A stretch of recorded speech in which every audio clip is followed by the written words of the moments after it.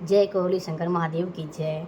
बाबा जी को दंडवत प्रणाम और मेरी गुरु माता जी को दंडवत प्रणाम।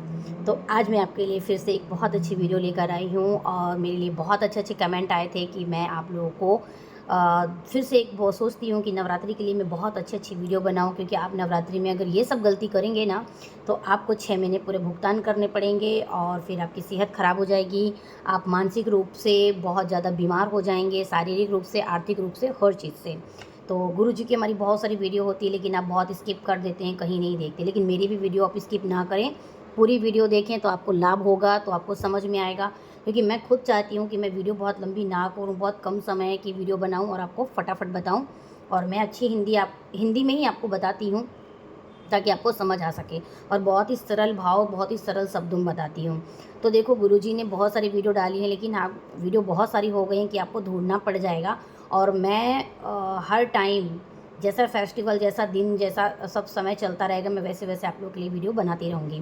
तो जैसे कि नवरात्रि चल रही है ना, तो आप घर पर पूजा पाठ करें। अगर आपने वनडे हवन कर लिया है, आप बहुत श्रद्धा भाव रखते हैं, तो सिर्फ बाबा माँ की ही पूजा करें। अम्बे माँ की कर सकते हैं, मन से सप्तशती माता का पाठ कर सकते हैं। देखो, मैंने आपको छोटी छोटी वीडियो में भी बताई है, बड़ी वीडियो में भी आपको बता रही हूँ। और जो पूजा पाठ आपसे नहीं बनती है, अनावश्यक आप जो हवन करते हैं, वो सब आप फालतू में ना करें, जो अपने मन से करते हैं। हाँ, अगरबत्ती अगर जला रहे हैं तो ठीक है, वो आपके भाव है, पर मैं तो नहीं जलाती हूँ। आप दिया घी का जला सकते हैं। माँ अम्बे की आराधना करें, गणपति जी की पूजा करें छोटी सी, वो आप ध्यान कर सकते हैं। हमारे जो बाबा माँ संकल्प बताते हैं वो सब आप करें, ये सब कर सकते हैं। नवरात्रि में भोजन करा सकते हैं। लेकिन यहाँ पर एक बात है, किसी के घर में भजन कीर्तन चल रहा है, किसी के घर में जवारे चल रहे हैं, किसी के घर में वो जो माता सिरे आ रही हैं, वो सब आप ऐसी जगहों पर मत जाएं और सिर पर हाथ मत रखवाएं। इन चीज़ों का बहुत बहुत ध्यान रखें, ठीक है। क्योंकि जैसे ही आप जाते हैं, एंटर करते हैं, कहीं ना कहीं आप पैर पड़ लेते हैं, हाथ जोड़ लेते हैं, वो आपके बारे में बहुत कुछ बताने लगते हैं। आपको पता है कि वो क्या पूजा पाठ कर रहे हैं। और एक बात बताइए कि जब आप शुद्ध आत्मा नहीं है, हम एक इंसान है, इंसान के ऊपर एक दैवी शक्ति कैसे आ सकती है? दैवी शक्ति को अपने शरीर पे धारण करना मतलब एक सूर्य की ऊर्जा, जिस तरह हमें इतनी गर्म लगती है, अगर हम सूर्य के नज़दीक जाएंगे तो क्या होंगे? हम जल जाएंगे। तो दैवी शक्ति जो ईश्वर की शक्ति होती है, वो बहुत तीव्र होती है। हम मनुष्य में इतनी शक्ति नहीं है कि हमारे ऊपर देवी और देवता खेल सकें।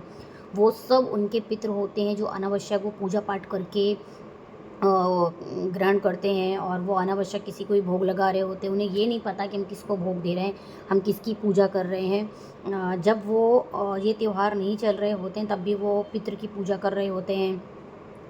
वो कभी भोग नहीं देते हैं, उनके पितरों की पूजा किए नहीं होते हैं। तो उस टाइम पे जब वो भोग रखते हैं, ये सब करते, तो उनके वो सिरे आ जाते हैं अचानक से, और आपको लगता है कि देवी माता भगवान आए हैं, ठीक है। वो उनके होते हैं और आप ये समझ के उनके घर चले जाते हो। देखो, अनावश्यक किसी के कोई भी पूजा पाठ हो रही है तो ऐसे आप ना जाएं। आप अपने घर पे अपनी श्रद्धा से जो आपको बनता है, जितना बनता है उतना करो। क्या है पूजा पाठ में? एक भगवान को दिया जलाना है, और जो आपके घर पे बनता है वो माँ बाबा को आपको भोग रख देना है। जो हमारी शक्ति स्वरूपा माँ कामाख्या माँ है, वो भी शक्तिपीठ की सबसे बड़ी शक्तिपीठ है। हमारी अम्बे माँ में ही संपूर्ण शक्तियाँ हैं। तो इस समय आप अम्बे माँ की जो फ़ोटो आती है, मैं तो फ़ोटो एक भोलेनाथ के साथ जो फैमिली आती है वही रखती हूँ, इसके अलावा कुछ नहीं रखती। और मेरी अपनी माँ कामाख्या माँ, बस उतना ही रखो, ठीक है। एक ने कमेंट किया है, मैं यहाँ से थोड़ा सा ब्रेक करती हूँ, क्या मैं अपने मायके में माँ बाबा की फ़ोटो रख सकती हूँ? देखो, माँ बाबा की फ़ोटो रख सकते हो, लेकिन अगर आपके मायके वाले नहीं मानते हैं तो अगर आपके मायके में माँ बाबा की फ़ोटो है तो आप उन्हीं को ही हाथ जोड़कर आराधना संकल्प कर सकते हो। लेकिन अगर उनके घर में दूसरे देवी देवता की फ़ोटो है और आपने अगर माँ बाबा की फ़ोटो रख दी, देखो वहाँ कुछ ना कुछ प्रॉब्लम हो सकती है। आप मानते हो, कुछ लोग नहीं मानते हैं। इससे अच्छा मोबाइल में है ना, तो मोबाइल तो आप कहीं भी ईजिली ले जा सकते हो। आप शाम को, सुबह में 2-3 मिनट का टाइम निकाल कर संकल्प कर लो, उतने में प्रार्थना सुन लेंगे। आपने बोला मेरे पति नहीं सुनते हैं, तो देखो, संकल्प में सिर्फ इतना बोलो अपने पति के लिए, जो भी आपकी प्रॉब्लम है।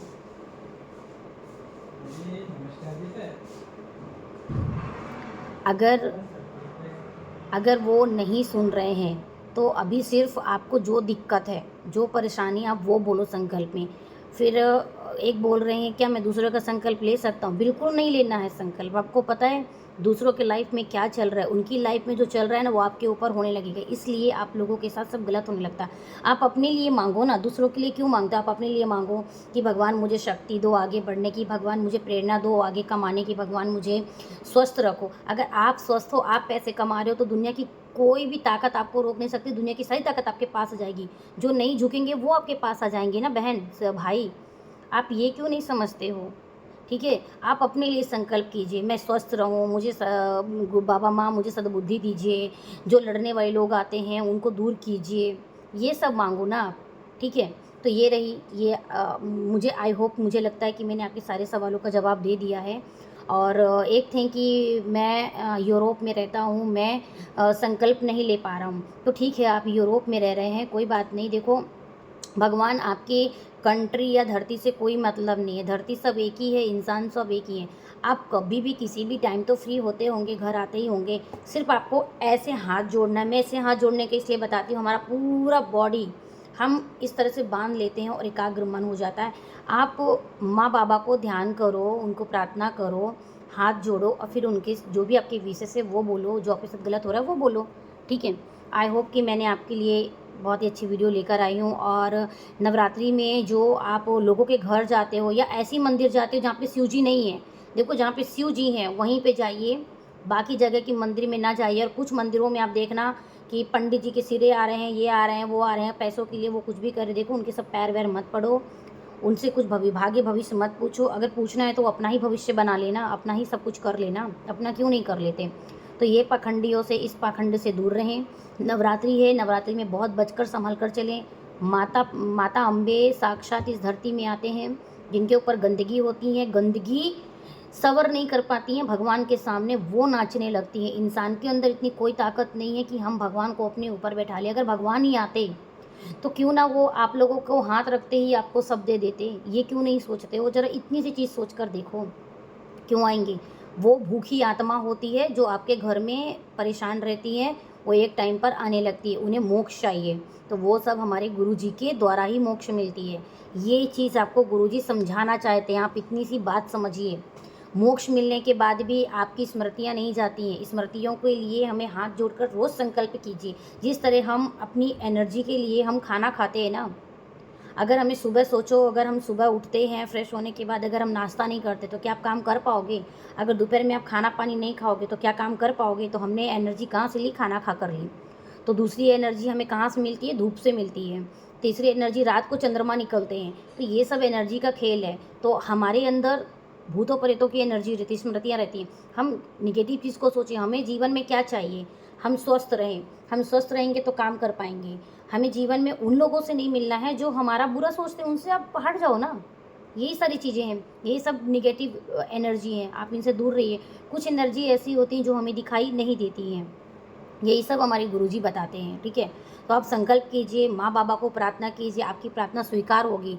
आप खुद देखेंगे, आप डेली कीजिए, डेली। जैसे ही डेली करते हैं, आपका वनडे हवन अगर हो जाता है ना, तो आप दीक्षा ले लीजिए। आपने अगर दीक्षा नहीं ली, जल्दी लीजिए। दीक्षा ले लिए तो जल्दी माला जाप करिए, जल्दी आप सिद्ध हवन करिए। जो भी जो छोटा सा एक मिलता है, दशांश होता, दशांश कीजिए। दशांश करने जो जिन लोगों ने दशांश कर ली उसके लिए मैं वीडियो लाऊंगी। ठीक है, कि फिर कैसे एनर्जी बूस्ट करना है, क्योंकि जो चीज़ मैंने किया, मैंने अनुभव किया है, वो मैं आपके साथ शेयर करूँगी।